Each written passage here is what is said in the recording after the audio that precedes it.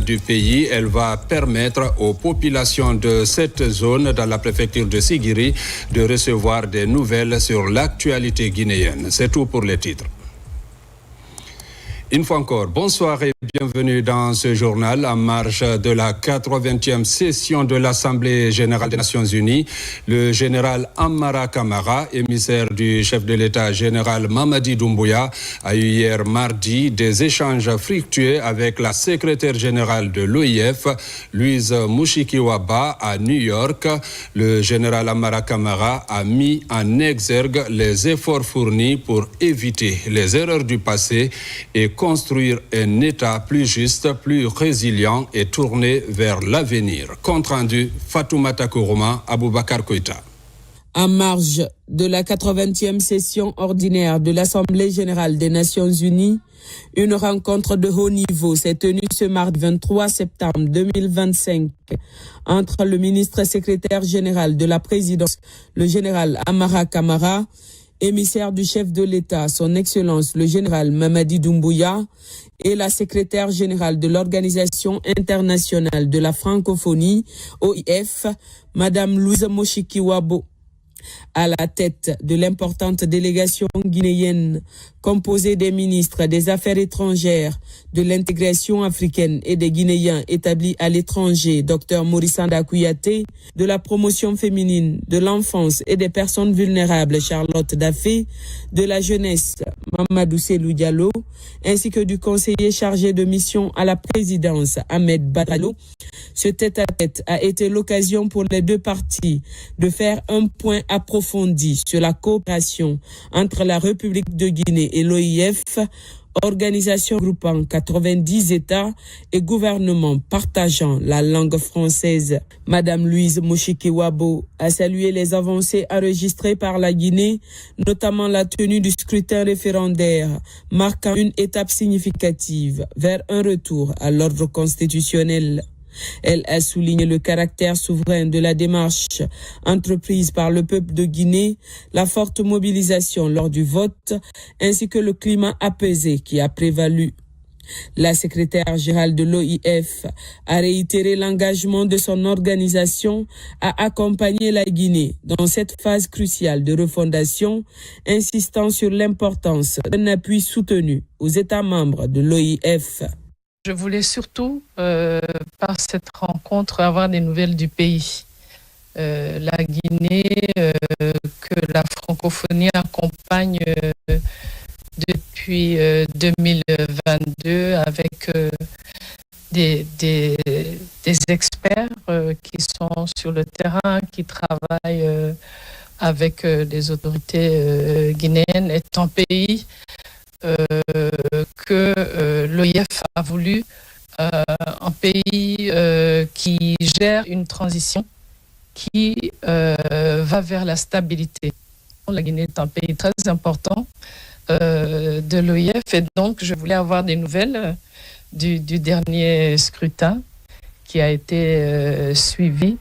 Nous avons bien évidemment, avant de recevoir la délégation, eu des nouvelles à la fois des personnes qui sont de terrain, des organisations de terrain qui travaillent aussi, des organisations guinéennes, donc qui travaillent avec l'expert de l'OIF. Et je tenais à féliciter la délégation guinéenne, d'abord pour le calme qui a accompagné ces élections. C'est extrêmement important. Et nous avons eu également l'occasion de parler du pays au-delà des élections. Il y a des grands projets stratégiques pour le pays qui sont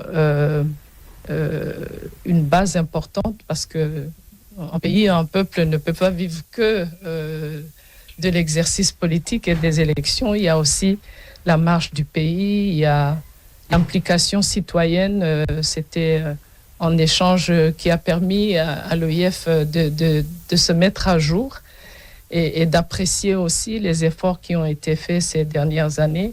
Et comme je l'ai dit plusieurs fois, nous n'attendons pas la perfection du système guinéen. Nous attendons surtout cet engagement auprès des citoyens guinéens, cet avancement qui est important, je dirais même un changement de narratif, une histoire qui reflète les vraies attentes du peuple guinéen. En réponse, le général Amara Camara a exprimé l'honneur et la fierté de représenter la Guinée à cette tribune internationale et de s'entretenir avec la chef de l'OIF. Il a présenté les 3 axes stratégiques de la refondation engagés par les autorités guinéennes sous l'impulsion du président de la République, son Excellence le général Mamadi Doumbouya, à savoir l'axe social, rétablir et consolider le vivre ensemble en renforçant la cohésion nationale et les valeurs de solidarité entre toutes les composantes de la société. L'axe économique, amorcer un développement socio-économique durable, vecteur de transformation structurelle, garant de la souveraineté et du bien-être de la population. L'axe politique, bâtir un état de droit fondé sur des institutions fortes et crédibles avec la justice comme boussole pour tous les citoyens. Le général Amara Camara a mis en exergue les efforts fournis pour éviter les erreurs du passé et construire un État plus juste, plus résilient et tourné vers l'avenir. Il a également évoqué le méga-projet Simandou et la vision ambitieuse portée par le chef de l'État, Simandou 2040, programme hautement stratégique pour le développement socio-économique durable et responsable de la Guinée au cours des 15 prochaines années. À l'issue de cet échange, Madame Louise Moshikiwabo a réaffirmé l'entière disponibilité de l'Organisation internationale de la francophonie à soutenir la République de Guinée dans la poursuite de ses réformes et l'implémentation de ses politiques publiques. Elle a salué la dynamique actuelle fondée sur le dialogue, la responsabilité, la volonté de rebâtir un État solide au service des citoyens. Cette rencontre, empreinte de cordialité et de convergence de vues, témoigne de la solidité du partenariat entre la Guinée et l'OIF, ainsi que de la volonté commune d'œuvrer ensemble pour un avenir meilleur au sein de l'espace francophone. Dans l'actualité encore, 48 heures après la fermeture des bureaux de vote au compte du référendum du 21 septembre 2025, le ministère de l'Administration du Territoire et de la Décentralisation a publié les résultats globaux provisoires. Ils portent sur un total de 5 951 807 votants pour un taux de participation de 86,42%. Le 8 a remporté avec 89,38% contre 10,62% pour le non. Plus de détails dans ce reportage de Amadou Touré, Abdul Razak Souma. 48 heures après la tenue du scrutin référendaire du 21 septembre 2025, le ministère de l'Administration du Territoire et de la Décentralisation publie les résultats globaux provisoires ce mardi soir. Cette publication fait suite à une proclamation pendant 2 jours par la Direction générale des élections des résultats de chaque circonscription électorale du pays. Ces résultats cumulés se présentent comme suit. Nombre de circonscriptions électorales, 412. Nombre de centres de vote, 16 722. Nombre de bureaux de vote, 23 662. Nombre de bureaux pris en charge, 22 681, soit 95,69%.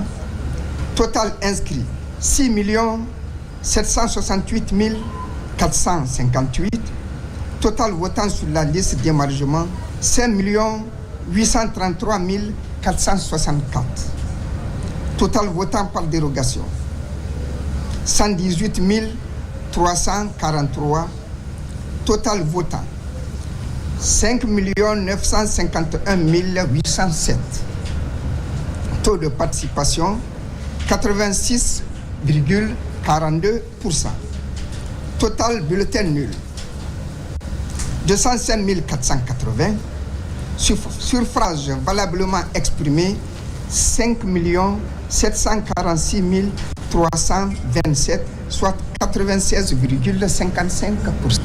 Après cette étape, le ministre de l'Administration du Territoire et de la Décentralisation a indiqué que le vote valablement exprimé se fixant à 5 951 807 est proclamé. Ci-après. Suffrage exprimé. Pour le oui, 5 135 951, soit 89,38%. Suffrage exprimé pour le non, 610 376, soit 10,62%.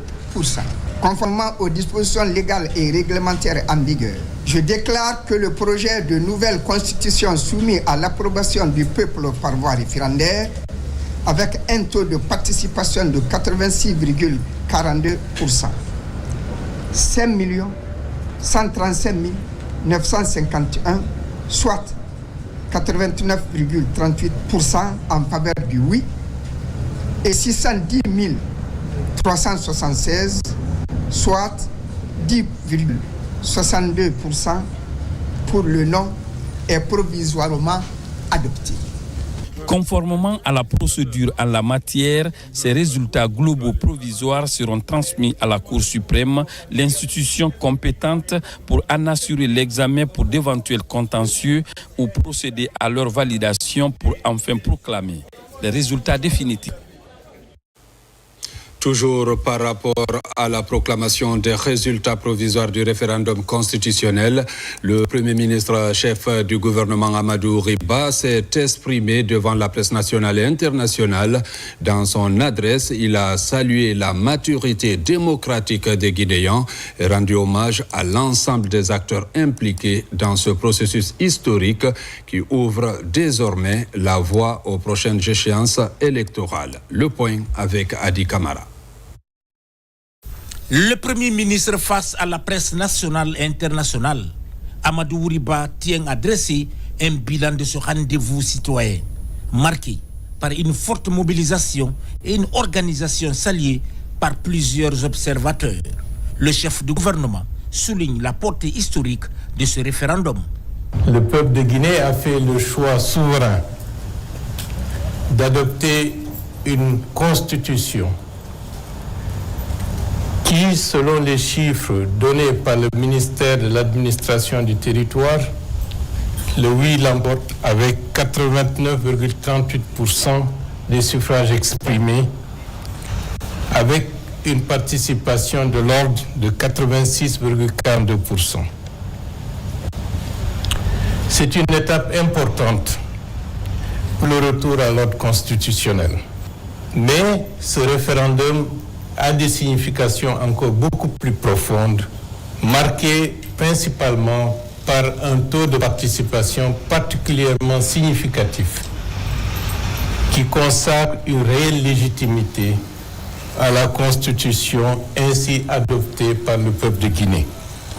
Le Premier ministre est ensuite revenu sur le bon déroulement du processus, insistant sur la transparence et la sérénité qui ont caractérisé l'ensemble des opérations de vote. Chers compatriotes, vous avez tourné le dos au discours du passé et affirmé votre foi en l'avenir. Ce oui est un mandat de confiance, une exigence de transformation.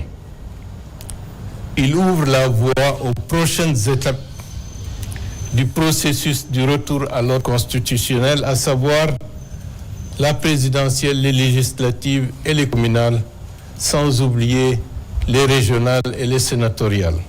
Pour lui, tous les acteurs impliqués dans ce processus ont rempli leur mission avec professionnalisme et responsabilité, mais surtout le peuple qui a démontré sa capacité à participer pleinement à la vie démocratique prônée par le chef de l'État, le général Mamadi Doumbouya. Nous saluons la mobilisation citoyenne exemplaire et rendons hommage à tous les acteurs du processus, en Guinée comme à l'étranger, aux partis politiques et à leurs responsables, aux syndicats et aux organisations de travailleurs, aux jeunes et aux femmes dont l'énergie a donné une âme au scrutin. aux sages, leaders communautaires, organisations de la société civile pour leur rôle d'apaisement et pour leur action pour une appropriation approfondie du projet constitutionnel par l'écrasante majorité de nos compatriotes. Le oui n'est pas la victoire d'un camp contre un autre, mais celle de la Guinée tout entière. À ceux qui ont voté non, nous leur disons, votre voix compte également. Le dialogue et la réconciliation resteront au cœur de l'action du gouvernement. Répondant aux questions posées par les journalistes présents, il est revenu sur certains aspects liés au financement et à l'organisation des futures élections. Les présentes consultations ont été financées par le budget national. Et nous entendons poursuivre dans cette voie. Cela veut dire quoi? L'exigence de souveraineté nécessite que nous appliquions une discipline et une capacité forte de mobiliser nos ressources intérieures. Et nous nous acheminons vers d'autres taux de croissance qui permettront de montrer, disons, l'élan de renouveau économique de la République guinéenne.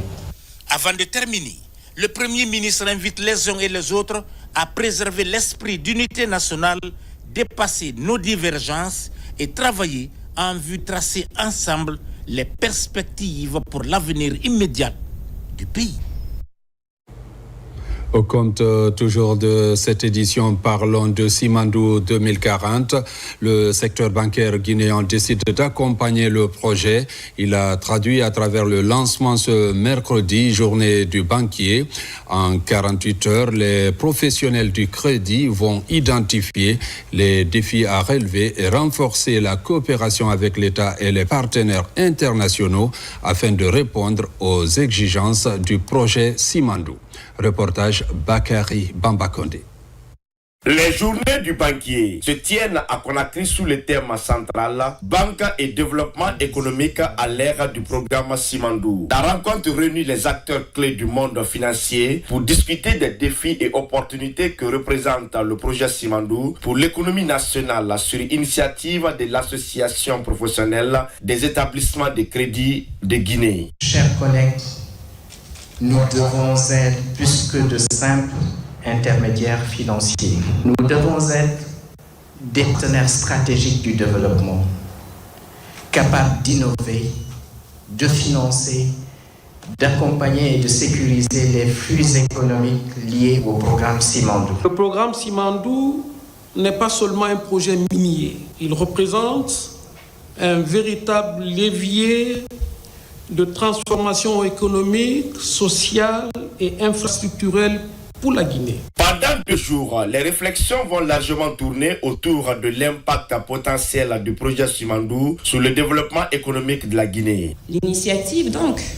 de l'APB que nous célébrons aujourd'hui témoigne d'une conviction partagée. Sans un accompagnement efficace des petites et moyennes entreprises, les grandes opportunités économiques de notre pays ne pourront se transformer en prospérité partagée. Votre rôle d'intermédiation en catalysant l'épargne nationale vers les investissements productifs a un effet multiplicateur direct sur la croissance et la création de richesses et d'emplois. Pour amplifier cet impact, nous devons identifier ensemble les freins qui limitent encore l'accès au crédit. En relevant les défis et en saisissant les opportunités, les banques guinéennes veulent devenir de véritables partenaires dans la transformation économique du pays, assurant ainsi que les bénéfices de Simandou soient maximisés pour l'ensemble de la population.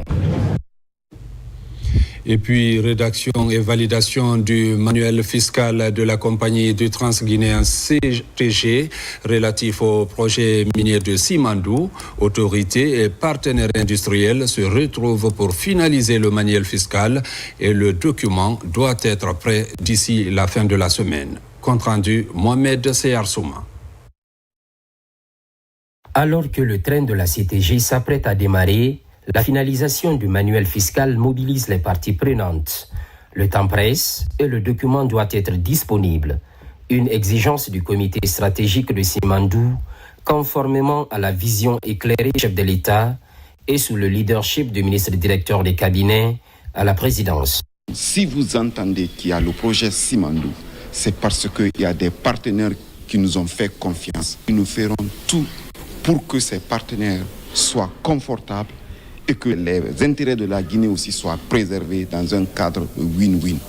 Les manuels fiscaux que nous voulons finaliser aujourd'hui avec la participation de tout le monde ne sont ni une manière d'interpréter les conventions signées, mais c'est tout simplement des outils de clarification pour qu'aucun doute ne soit permis ni d'interprétation lors de leur application.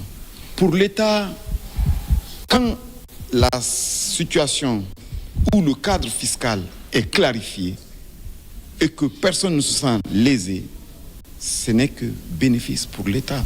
Et donc, toutes les retombées que nous attendons de Simandou, notamment les retombées fiscales, nous les aurons dans leur entièreté sans que cela ne fasse du tort à personne.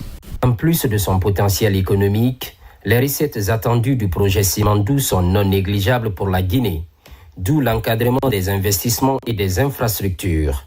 L'une des conditions et non des moindres, la clarté du cadre fiscal, un avis partagé par les partenaires de la CTG. First, I want to congratulate. Je voudrais exprimer mes sincères félicitations au peuple pour un référendum avec plein de succès.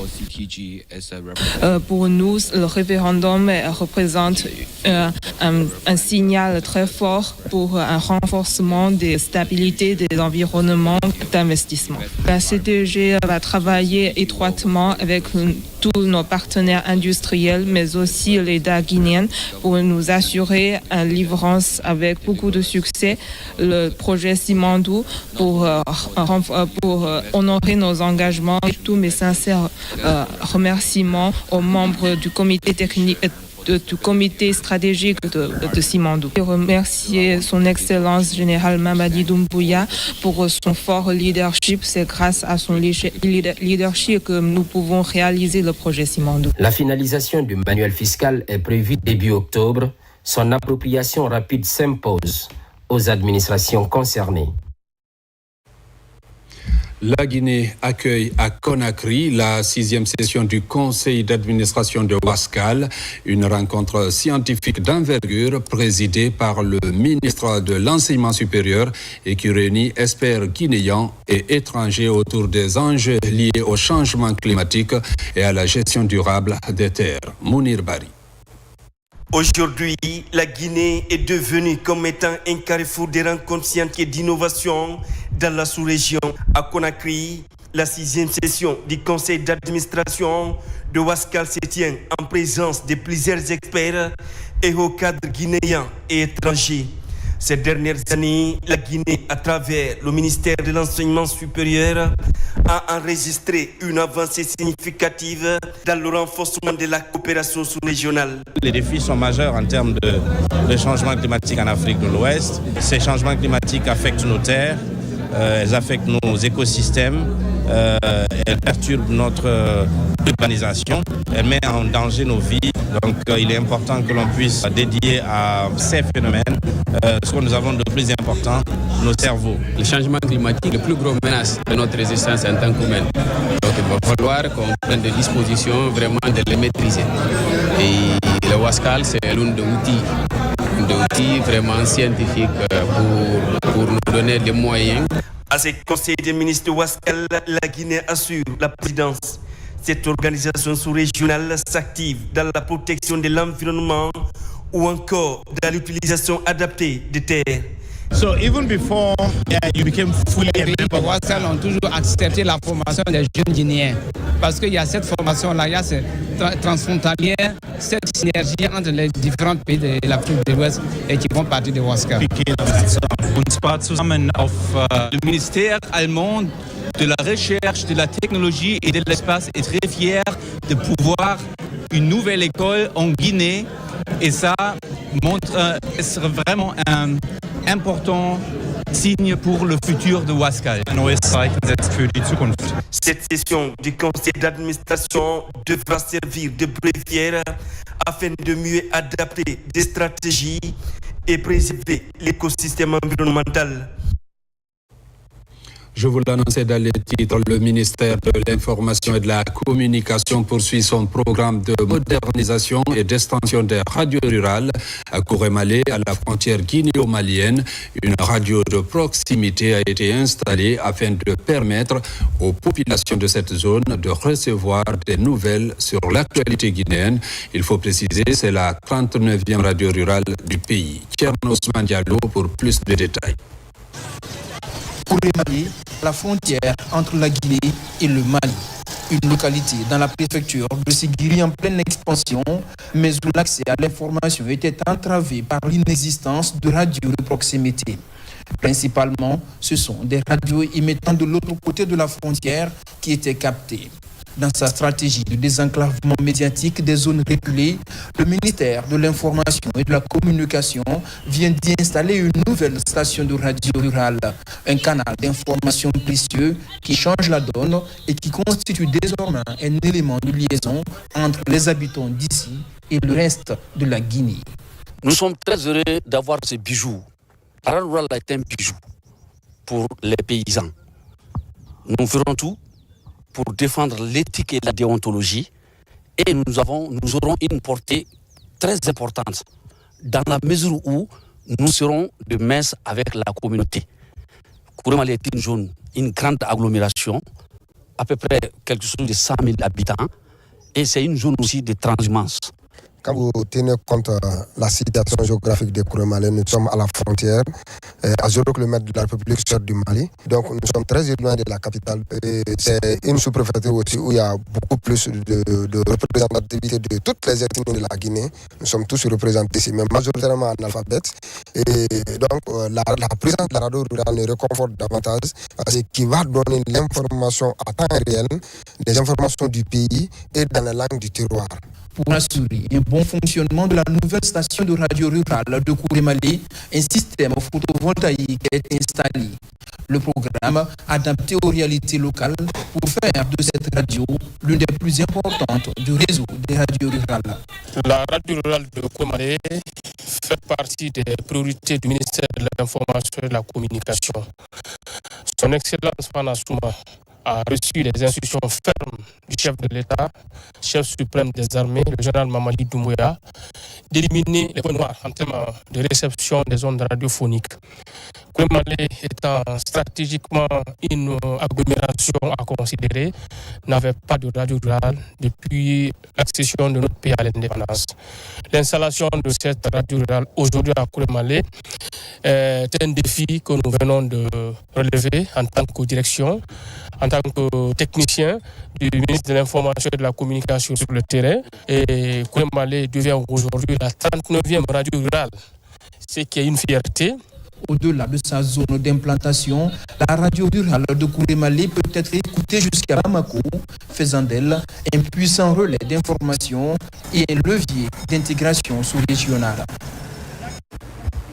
Santé pour éviter les maladies d'origine animale, le gouvernement guinéen, à travers le ministère de l'Élevage, mène une campagne de sensibilisation auprès des acteurs du secteur sur les bonnes pratiques à adopter. Cette campagne, qui se tient à l'Abbé, va s'étendre dans tout le pays. Nabila Kamara, Sarafdin Diallo. Dans le monde, le constat révèle que de nombreuses personnes sont souvent malades dû à la mauvaise qualité des aliments qu'elles consomment.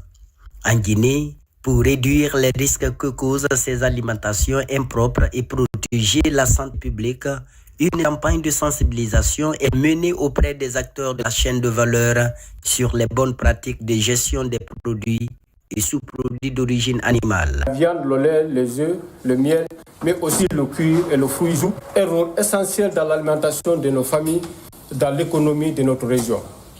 Mais si nous ne les gérons pas correctement, ces richesses peuvent causer des pertes, des maladies et nuire à notre environnement. La bonne pratique de gestion qu'on veut inculquer aux éleveurs pour que désormais les produits et sous-produits exposés sur les marchés soit de manière à protéger la santé de la population guinéenne. Cette initiative va s'étendre sur 21 préfectures des régions administratives du pays afin de toucher l'ensemble des acteurs de la filière. C'est un problème crucial dans la communauté, voire même dans l'État guinéen.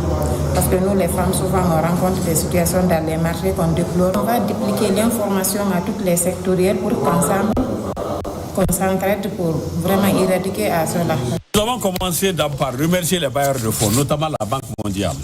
Pour le geste, nous leur certifions que les informations qui seront ici seront démultipliées et gérées comme il le faut pour éviter à nos communautés d'aller acheter dans les marchés les maladies. À ce jour, le gouvernement, à travers le ministère de l'Élevage, déploie des efforts pour garantir aux consommateurs une alimentation saine, équilibrée et surtout de qualité.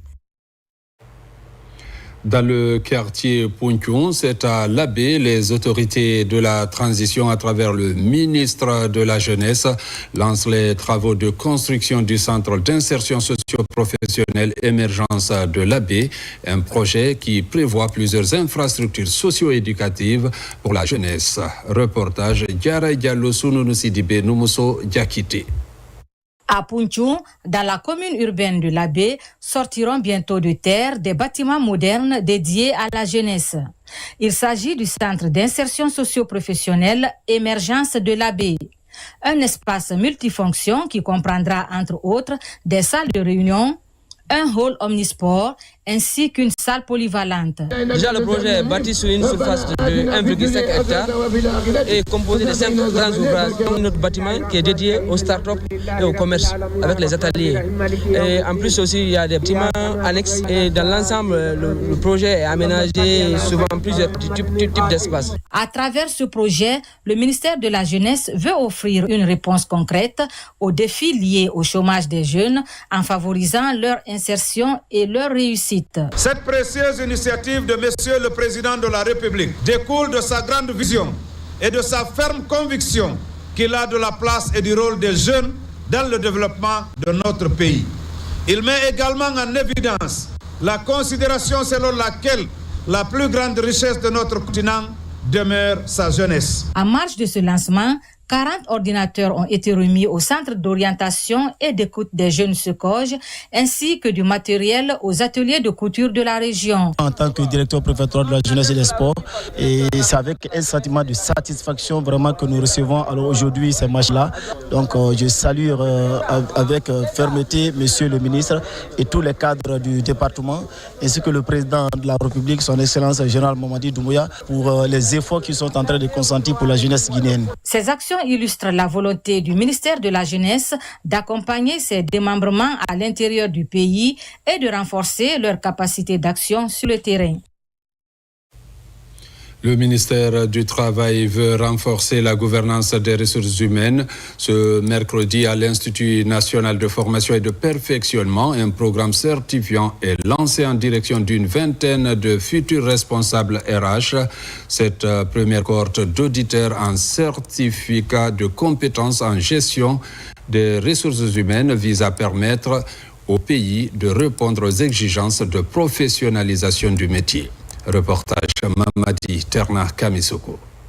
L'initiative ambitionne à terme de placer la Guinée au rang des pays africains où la gestion des talents devient un véritable levier de développement. Une vingtaine de cadres issus de l'administration publique et du secteur privé entament à compter de ces jours une nouvelle étape dans la professionnalisation de la gestion des ressources humaines. Ils vont former la toute première cohorte à bénéficier de la formation en certificat de compétences en gestion des ressources humaines initiée par l'Institut national de formation et de perfectionnement. Nous sommes sûrs que vous vous êtes inscrits pour cette formation parce que vous avez des ambitions, parce que vous avez le souhait d'évoluer dans le domaine de la gestion des ressources humaines qui est sans nul doute l'un des leviers les plus importants dans la performance de l'administration, que ce soit du domaine public ou du privé. Pendant 6 semaines, des modules comme l'évaluation du rendement et la connaissance de la performance des employés, le développement des compétences des ressources humaines, la gestion des carrières,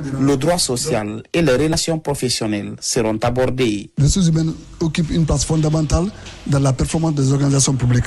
Sans les ressources humaines qualifiées, on ne pourra pas avoir la performance au sein des organisations. Et in fine, on ne pourra pas améliorer la qualité des services publics. C'est pour ça que donc, sous la direction, sous le leadership de monsieur le ministre du Travail et de la fonction publique, nous avons donc lancé ce programme, cette première cohorte, autour de l'année 2025, qui s'inscrit également dans la vision de Simandou Academy. Pour le ministère du Travail et de la fonction publique, cette cohorte n'est qu'un début. D'autres sessions sont déjà prévues pour élargir le cercle des professionnels certifiés et renforcer la gouvernance des ressources humaines en Guinée. À l'initiative du grand imam de Sigiri, une prière collective de grande portée a eu lieu dans la ville pour implorer la grâce divine. Dans chaque verset récité, une promesse, celle de bâtir ensemble une Guinée nouvelle, d'effacer les divisions pour laisser place à l'unité, à la solidarité pour une transition réussie. Reportage Moussa Komara. La grande mosquée de Sigiri Courant 1. Il est à peine 9 heures. Le soleil éclaire timidement les dômes dorés, tandis qu'à l'intérieur, le silence est habité. Une centaine d'imams assis en demi-cercle récitent à voix basse les versets du Saint-Coran. Tous sont réunis pour un seul objectif, prier pour la paix. C'est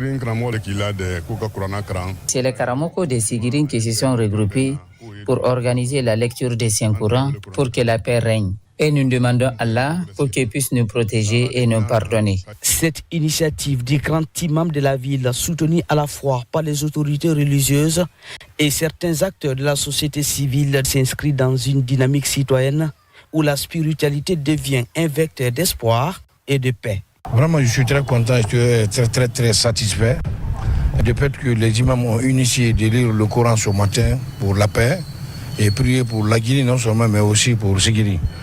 Donc vraiment, on ne fait que les remercier. Depuis qu'on est là, tout se passe bien.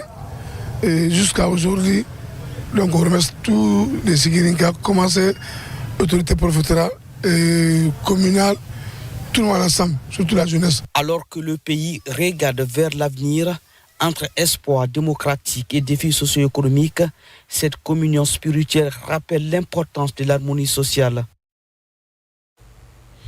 Le stade de Maniakoun dans la sous-préfecture de Horira, dans Dubreka, a servi de cadre au déroulement des activités de la finale d'un tournoi de football, un événement organisé par les plateformes Kaladeska Labessani et Rabita Lamafé pour promouvoir la consolidation de la paix en Guinée. Le récit avec Mikini Moussa Kamara, Abdoulaye Diallo. Le football utilisé comme un vecteur de paix avec des rencontres sportives amicales entre différents districts de la sous-préfecture de Horira dans Dubreka. Une conception des plateformes Kaledeska, Labessani et Rabita Lamfé qui accordent du prix à la consolidation de la paix en Guinée. La paix est une denrée précieuse. Il faut la préserver à tout prix pour le développement de notre pays. La paix, c'est la quiétude sociale que nous vivons. Depuis 2 années, je crois que les Guinéens, rien ne vaut que cela. On ne peut pas se développer sans la paix. Plusieurs centaines d'invités ont participé à ce rendez-vous sportif pour soutenir le vivre ensemble. Nous devons toujours nous engager dans la promotion du vivre ensemble. La paix n'a pas de prix. Elle est bénéfique pour tout le monde. La finale de cette compétition de football est marquée par un concert animé par l'artiste Sayoun Kamara. L'ambassadrice de l'UNESCO pour la paix invite les Guinéens à la tolérance et à l'union dans la diversité. Parlons des 72 heures du livre. Après la 17e édition à Guékédou, Forêt-Karia est la ville invitée d'honneur de la 18e édition 2026. C'est dans cette perspective qu'une réunion préparatoire des ressortissants de Forêt-Karia s'est tenue pour la réussite de l'événement. Les détails dans ce reportage de Mohamed Trouakamara. Après la 17e édition de 72 heures du livre, comme ville invité d'honneur, le village de Cocotolno au Guékédou. L'honneur revient au village de Fodekati Bitouré, Forêt-Caria ou Moria, comme ville invitée d'honneur pour la 18e édition des 72 heures du livre. L'artiste ambassadrice Sia Tolno passe le trophée à Madame Yansani. Guékédou vous remercie parce que comme vous l'avez bien entendu, Guékédou a fait quelque chose très très grand. Donc aujourd'hui on compte sur Forêt-Caria. Nous avons passé la main à Forêt-Caria pour que ça soit encore même plus que Guékédou, parce que tout ça, c'est autour des livres, pour nos enfants, pour nous les femmes et pour tout le monde. C'est un grand honneur pour nous d'être la ville invitée des prochaines 72 heures du livre, la 18e édition. Nous accueillons cette sollicitation avec beaucoup de détermination à faire de la 18e édition des 72 heures du livre un événement qui va montrer au monde entier c'est quoi les richesses, le vivre ensemble. Pour l'Armatan Guinée et quelques artistes chevronnés, un tel acte mérite d'être apprécié. Il était normal qu'on vienne voir les ressortissants de cette belle préfecture pour leur donner les couleurs traditionnelles et signifiant que cette ville sera la ville invitée d'honneur des 72 heures du livre de 2026. On doit être fier d'être Guinéen. Ça veut dire que la Guinée, c'est une famille. Bon vent et réussite aux ressortissants de Moria pour la 18e édition des 72 heures du livre en qualité de ville invitée d'honneur pour la version 2026. Page noire de cette édition, décédé des suites de maladie le samedi 20 septembre dernier à Dakar. Adja Fatoumata Diko Keita a eu droit ce mercredi à des hommages nationaux empreints de respect et d'émotion. Animatrice d'exception et grande voix de la Radio Kaloum Stéréo, elle a dédié sa carrière au service de la RTG jusqu'à sa retraite. Véritable Amazone des ondes, Adja Fatoumata Diko Keita est restée attachée à sa famille biologique et professionnelle jusqu'à son rappel à Dieu. Compte rendu, Fodé Camara, Alpha Camara. À la morgue de l'hôpital Ignace Dine, la douleur et la consternation sont palpables autour de la dépouille de Adja Fatoumata Diko Keita, l'une des plus belles voix de la Radio Kaloum Stéréo, RKS. Animatrice d'exception, elle a bâti une longue et brillante carrière dans une profonde sagesse qui a marqué les ondes. Décédée des suites de maladie le samedi 20 septembre à Dakar, elle reçoit ce mercredi les hommages du ministère de l'Information et de la Communication, de la RTG, des anciennes gloires du Afia 77, ainsi que de nombreux proches, amis et parents. Fatoumata Diko Keita était une icône de la presse nationale, c'est vrai, connue des moments de gloire en tant que journaliste. Quand j'ai vu cette dame à la radio avec à la clé l'animation culturelle, je me disais que c'était une voix qu'on pouvait suivre avec les animateurs de RFI. Je présente encore une fois de plus les condoléances les plus attristées au nom de mon ministre Fana Soumba. Moi, je l'ai vue dans les couloirs de la RTG ici à Boulbiné. Elle n'aimait jamais voir les gens tristes. Elle approchait tout le monde. Elle voulait s'enquérir des nouvelles de tout le monde. Elle voulait savoir ce qui se passait. Mais elle avait un attachement farouche à sa profession. Nous, assez jeunes à l'époque, on les appelait la bande Aïssa. La bande avec tout ce que ce terme a de noble. À la RTG, où la regrettée Fatoumata Diko Keita a exercé l'essentiel de sa carrière, ses anciens collaborateurs peinent à trouver les mots pour décrire ce qu'elle incarnait à leur jeu. Fatoumata Diko Keita, c'était donc cette mère qui, ce qu'elle a eu à Dixine au niveau de sa famille, qu'elle a développé au niveau de Kamayen, au niveau de la famille de son mari, elle a transporté au niveau de la RTG pour créer une famille de la RKS. Fatoumata Diko Keita repose en paix. Adja Diko représentait notre maman, notre conseillère et notre amie. Chaque fois que quelque chose se passait à la RKS, c'est Fatoumata Diko qui nous réunissait pour dire travailler ensemble, travailler dans la paix. Nous prions le Seigneur qu'il puisse l'accorder son paradis éternel. Au-delà de son professionnalisme et de l'affection qu'elle savait partager, Hadja Fatoumata Diko Keïta était une épouse exemplaire et une mère aimante de 5 enfants. Maman, depuis le départ de papa, tu as été pour nous une protectrice, une confidente, notre meilleure amie, à chacun de nous. Tu étais surtout moi, mon amie, ma confidente. On se partageait tout. Il n'y avait pas de secret entre nous. Nous te remercions d'être cette véritable amie pour tes enfants. Nous ne t'oublierons jamais.